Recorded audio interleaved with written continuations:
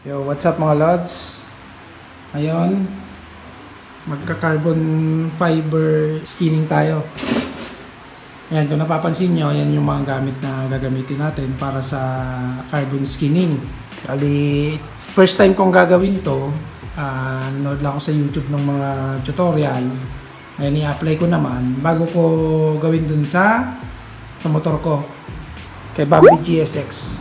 Yan. Bali yan yung mga gamitin natin. Ayan, isa-isay natin. Nauna itong resin. Ayan, polymer product siya. Yan yung ano niya, R10103. Tapos hardener. Polymer din yan. Polymer product. Saka toner black. Pagkakasama sa mga luin. Tapos bumili din ako ng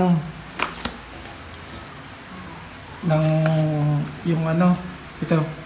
Hindi digital platform scale, yung para sa mga maliliit na timbang na sa mga 4 grams. Yan yung ginagamit sa alas, ginagamit yan para sa pag ano natin pag mix natin ng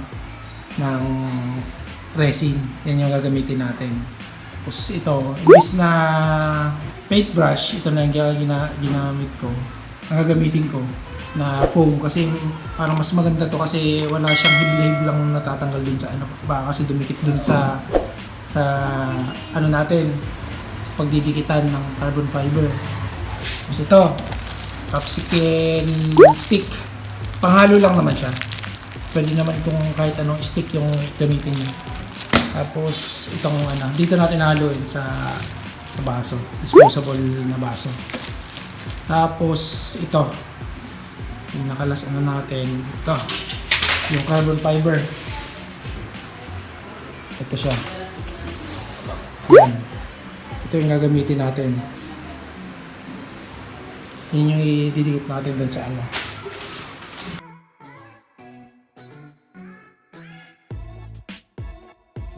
Yan, bali yan mga lods, kompleto na yung gagamitin natin. So simulan na natin, let's go.